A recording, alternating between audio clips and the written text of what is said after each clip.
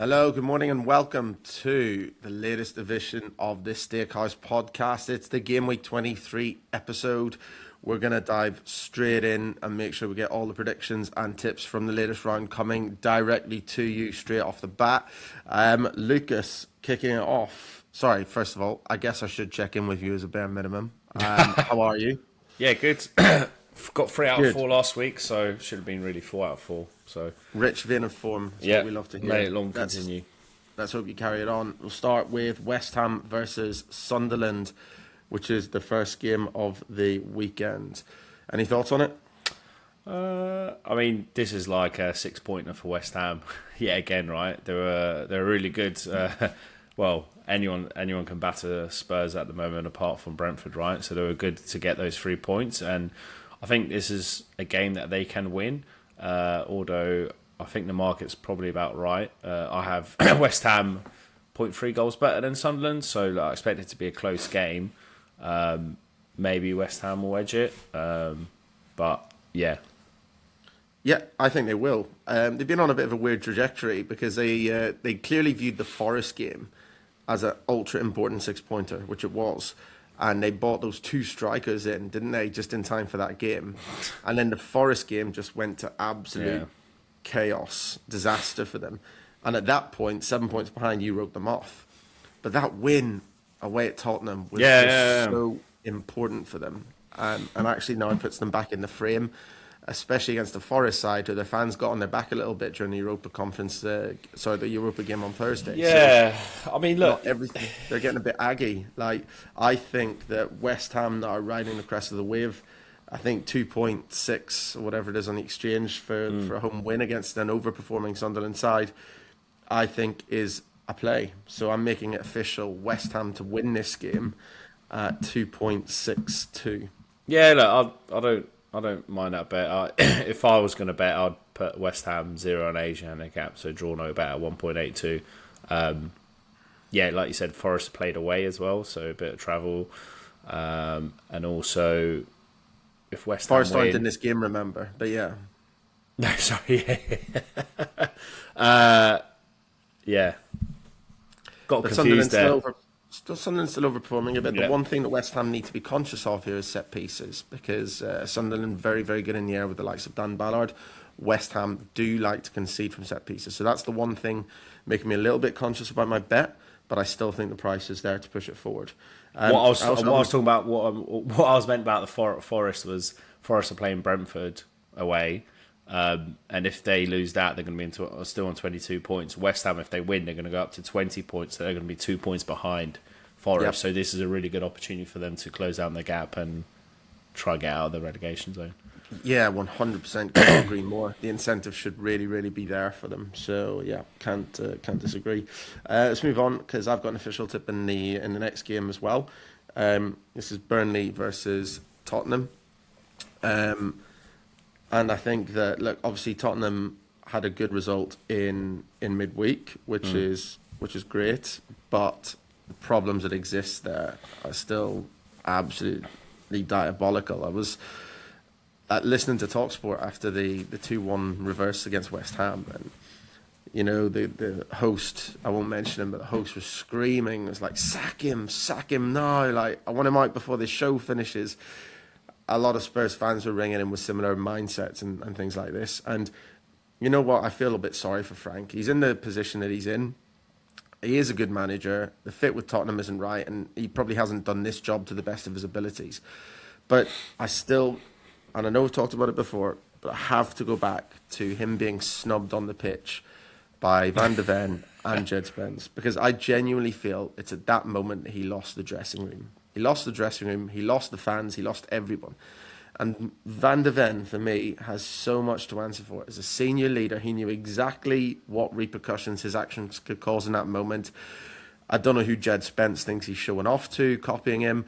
I just don't get it. And players on the wages that there are, and the respect that they should surely have for a manager who's trying to implement his new system, his strategy, his tactics, the way that they acted.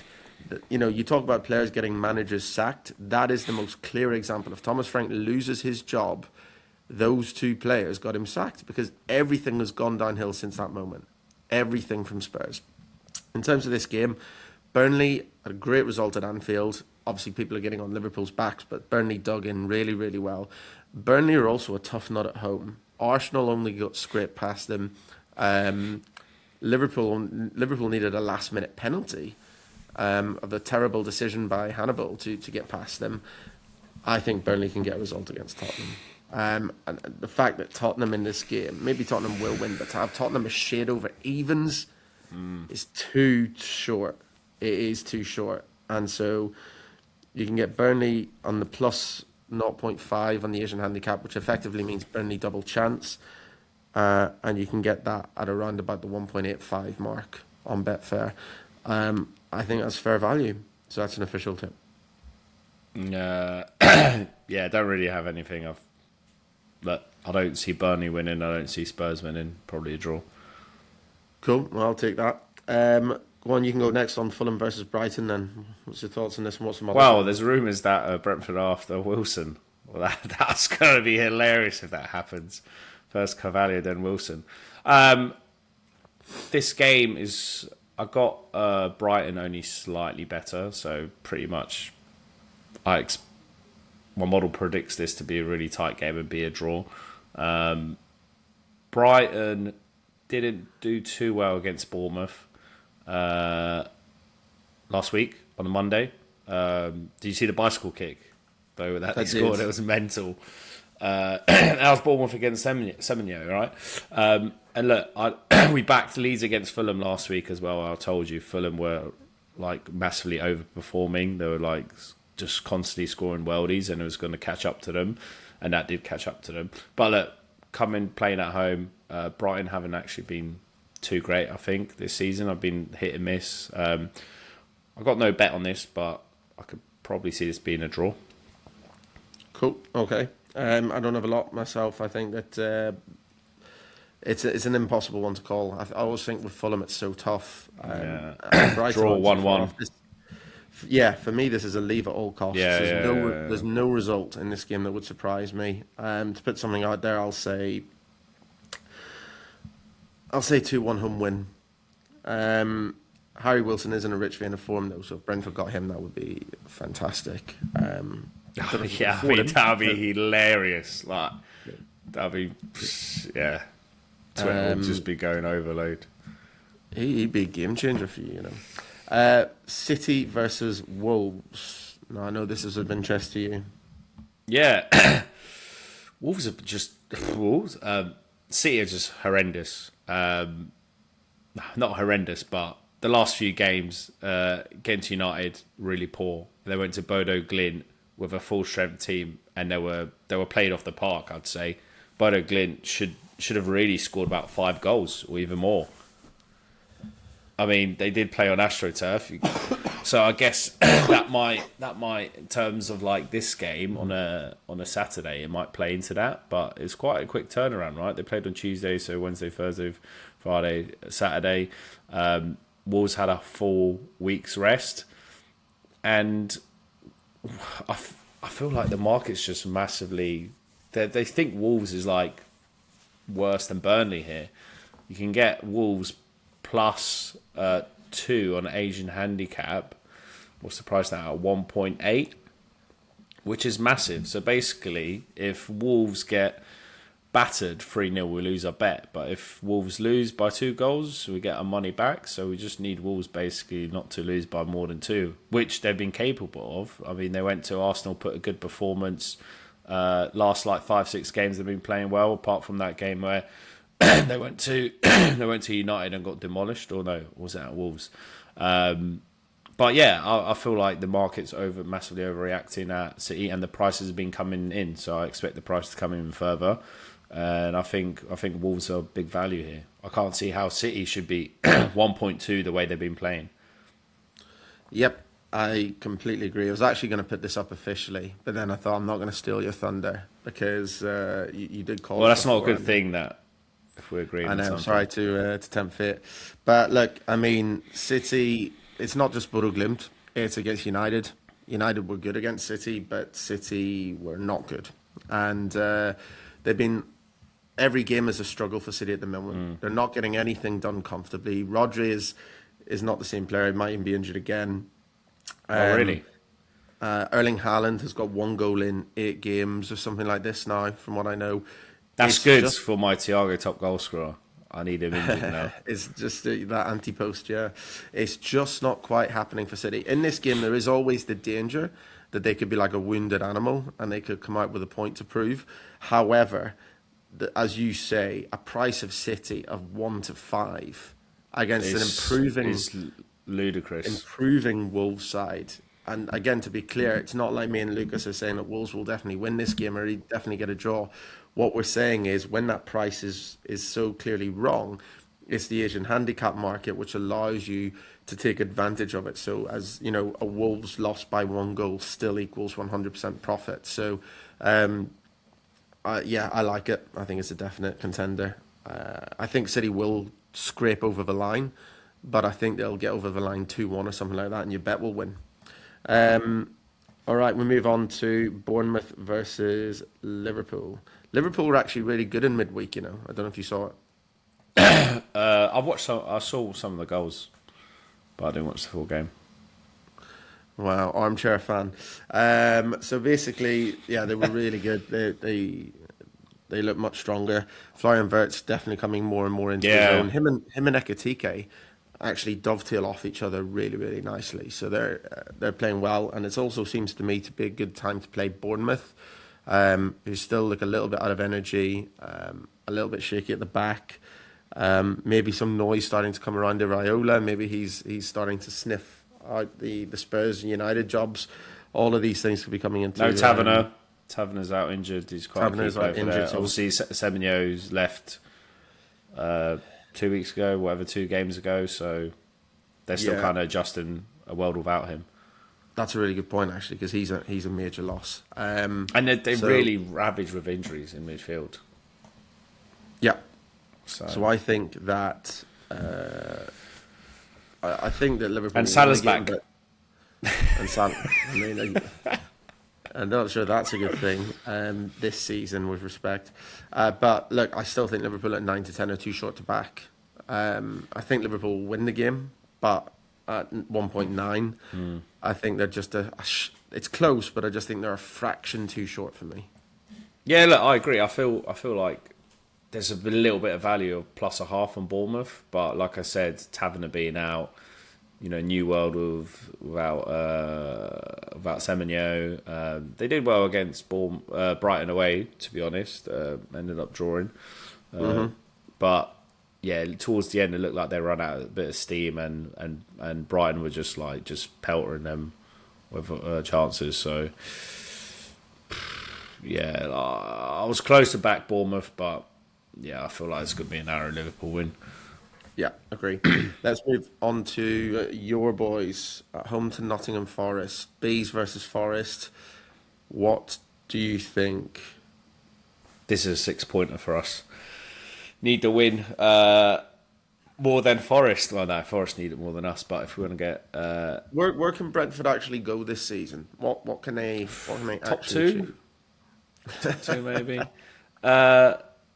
I said this for a while. I feel like this season there's a lot of teams that aren't playing well, like especially the good ones. So I feel like in terms of like us having a possibility to finish in Europe, like be that top 7, top 8, whatever it's going to be, I think this is probably the best opportunity we're going to have in quite a while. In terms of our squad as well, everyone's touchwood, like most of the players are like fully fit, etc. I feel like we've got a good opportunity to finish somewhere, and I think that showed against Chelsea, where I think we smashed Chelsea up, to be honest. I think if you watch the game and the chances we created, like we hit the woodwork twice, Sharda missed a 1v1, missed an open goal. It was mental that we didn't come away with anything there. So look, I expect us to come out hard this game and smash Forest up, hopefully. But then again, it's Dyche, right? So you never know what's he going to do, some weird park the bus stuff. But look, we're on a high at home. I expect us to win. I think a straight win on Brentford at around, you can get, I think, at 1.95 is a pretty good price. Yep. I mean, like, I think the one against Chelsea was actually quite disappointing and it showed a little bit where you are. Lots of talent, lots of quality, playing really well, popping it around. But this was a Chelsea side missing a lot of players and they were there for the taking. And I wanted to see more ruthlessness from Brentford in that situation. Brentford was still going there with a have a go mentality. And I point to Shade being 7 yards out and Yeah, squaring it. Yeah. electing to pass rather than I mean, shoot. I don't know. Yeah, he's never really done that, to be honest. So it's really That's my bizarre. point.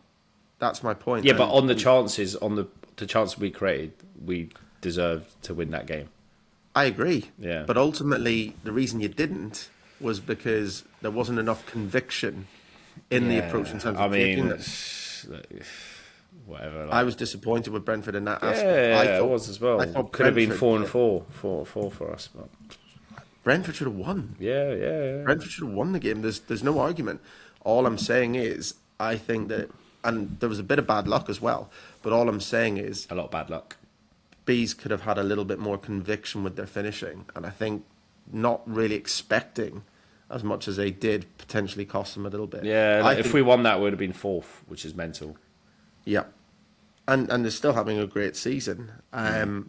But I think top eight, any sort of top eight finish would be a great result for Brentford, and I think that this is a sticky fixture against Forest. Well aware of the West Ham danger. I don't think they'll get too adventurous against Brentford. I think they'll sit in and be. Yeah, they're going to park the bus, right? But that's the thing, like, can Brentford break them down? We've always struggled against low block teams, but Exactly. that's the thing, like, the first goal is really crucial. If we get an early goal, then we'll smash them. But if they get some random Breakaway. counter attack, then it's going to be game over, maybe.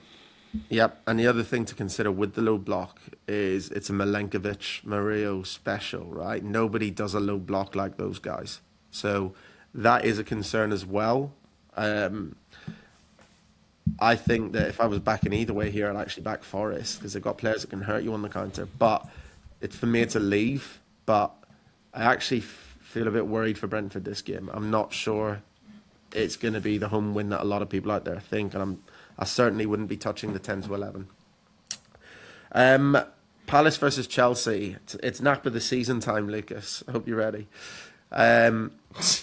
Because, look, I've been saying it since the start of the season, and you've been rinsing me for it. Every single pod, Palace going down, blah, blah, blah, blah, blah. Now, they've got just enough in the bank, I think, to make sure that they're not going down. But they are going to finish 16th, 17th, make no mistake about it. And I was calling it right all along. Yeah. And Glasner has kept his counsel incredibly well for months and months and months while all this stuff has been happening around him. But in the last 2 weeks, his head's gone. And he's thrown his toys out of the pram in spectacular fashion. Mark Gahey is gone. Jean-Philippe Mateta wants to leave. They've signed one player, Brennan Johnson. Apparently Wharton's on his way out as well now, maybe. Adam Wharton wants to leave. All of this stuff is happening. Munoz, I think Chelsea sniffing around Munoz, weirdly.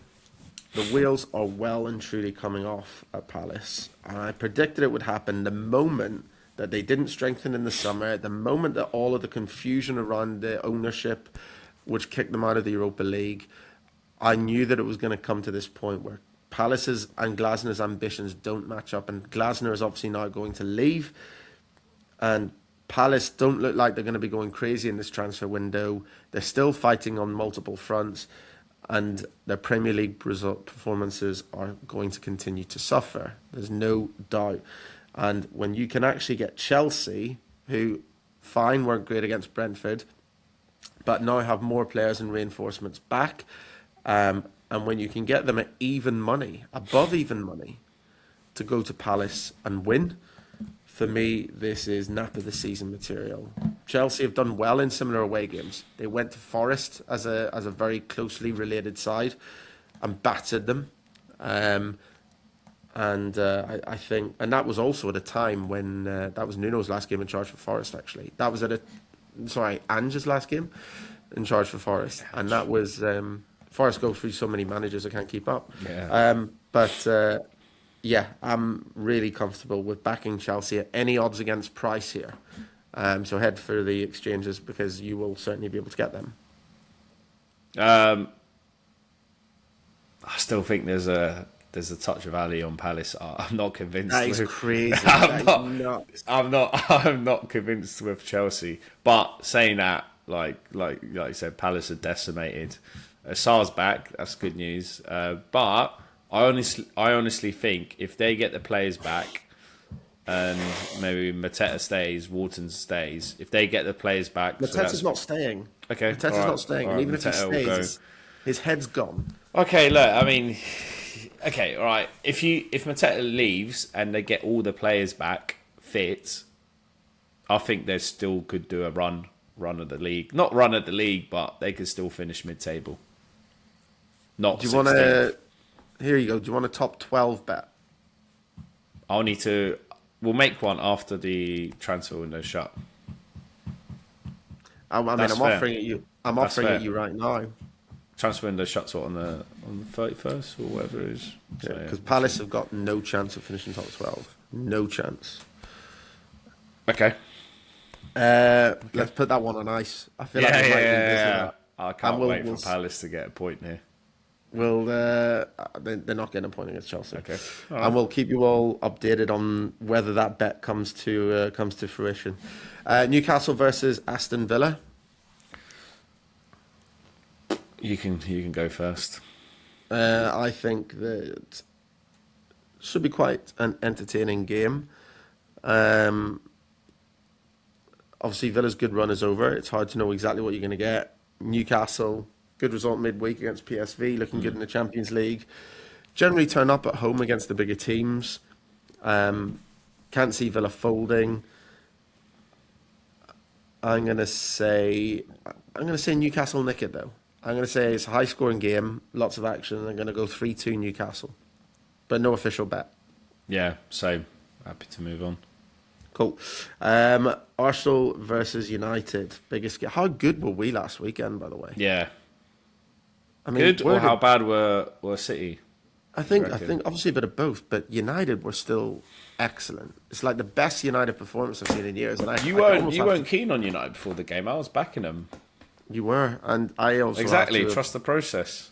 make a small apology to Carrick, really, because I was Yeah. like, why are we going homegrown, and why, when managers that haven't made it elsewhere, but the Told way you he like approached- Buemo back and all that. That's made a world mean, of that change. helped him, Ahmad right? as well. Cunha Ahmad was and- dropped weirdly. I'm not sure Ahmed why. and Ahmed and Mbeumo coming back in Yeah. made a huge difference. But the way that Carrick approached, the way he set up, the way he nullified City, he did an unbelievable job. So Maguire massive back credit. as well. Martinez. That's Massive an credit essential duo.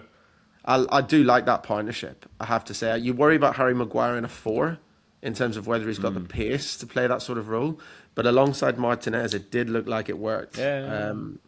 So it was great. Really, really limited City to very little.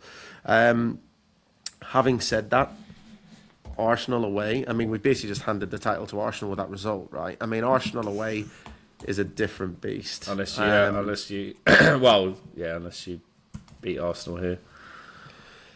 Yeah, I mean, look, we should have beaten them first game of the season, but they got out of there because of a goalkeeping error. If we'd Lomans in goal for that first game of the season, we wouldn't have got beat. Anyway, we did get beat, but I think that Arsenal will do a job on us here. United will play okay again, but Arsenal won't afford the same space that City afforded, and Arsenal will get one at the other end. I can see a classic 1-0 to the Arsenal here. As much as it pains me to say it, as much as I'd hate it, but I think Arsenal will beat us. I think look, I'm not going to have a bet this game, but I think Arsenal are just a bit too short here at 1.57. I feel like there is a bit of value on United +1 at 1.92, but for me to take that bet, I'd want that price to be a bit higher. But look, United aren't going to get smashed, right? So +1, if Arsenal win, it's going to be a narrow win. So I feel like +1's a good little poke if you want to get United some way on this game. Then I think United +1's a good bet, but I'm not going to touch it. +1's not the worst shot, I agree. But what I think will almost inevitably end up happening there is you'll just get your money back. Because it'll end, again, I think 1-0, 2-1 sort of result. Where's your faith in your team? Um, it's more long-suffering realism, if I'm honest. But Well, it looks like the players are playing for Carrick, right? it does. Yeah. As I said, giving massive props to Carrick. If it was any other game apart from the league leaders away, playing players where they should be, the positions they're familiar with. I mean, right. I mean, Bruno Fernandes is the biggest example. Like, I mean, who knew that was going to work? Yeah, of course you did. And having him so much further forward was just a dream. Also good to see Mainu starting. I mean, it's the stuff the fans have been crying. They were going to get rid of him, right? Yeah, but it's the stuff the fans have been crying out for months. So, you know, it's frustrating that it's taken until now. But Carrick is the beneficiary. And again, he did an unbelievable job. And it's great that he is in now for the rest of the season. I'm not convinced he'll get it longer term, but definitely trust him. Let's see. I mean, if he does a really good job, why not? Why not? Yeah. Let's get Champions League He's first. in the shop window. That's the first challenge for him. Yeah. If he gets us into the top 4, then he's got every chance. And we are still in that fight. Moving on, let's talk Everton versus Leeds as our sign-off game. Yeah, I mean, Leeds are in such a good run of form. Everton are a bit hit and miss. The Jack Grealish experiment at Everton doesn't seem to be working either. He hit the ground running, and now he's getting sent off. He's getting mouthy at opposition fans, all of this sort of stuff, and it's kind of like, I don't know, like it feels like the honeymoon period for Moyes at Everton is actually a little bit over. Not like they're about to get terrible all of a sudden. They're not Palace. But I think they're not going to do anything particular special. It stinks of a lower mid-table side, Everton. Yeah. So it's a difficult one to 15th. call. Yeah, maybe a tiny bit higher, but yeah. It's a very, very difficult one to call. If I was going to advise anyone to swing one way, though, it would probably be on the away win at 2.9. I don't think that's a disastrous shout. As I say, Leeds, lots of things working for them. So that would, no official bet, but if I was going anywhere, I'll predict a result of 2-1 Leeds. Yeah, look, I think there's probably a bit of small value on Leeds. Please, Leeds 0 at 2.12, but yeah, I'm not going to probably just swerve it. Cool. All right, let's have a quick summary. From my end, I've got 3 tips for you guys. I've got West Ham to win at home to Sunderland at 2.6. I have got Burnley double chance at home to Tottenham at around about the 1.85 mark. And I have got Chelsea to win at any odds against price you can get away at Crystal Palace, because it is going to happen. Mark my words. And don't be surprised, on that note, if Selhurst Park starts to get a little bit toxic. What have you got? I got Wolves +2, and then Brentford just to win, and then that's it. I think that's just the 2. All right, there you go. 5 high-quality tips coming to you straight from the mouths of the Stakehouse. Good luck with your bets. Good luck with whichever ones you get on. Let us know which of ours you prefer. Enjoy all your football and take care of yourselves. Cheers.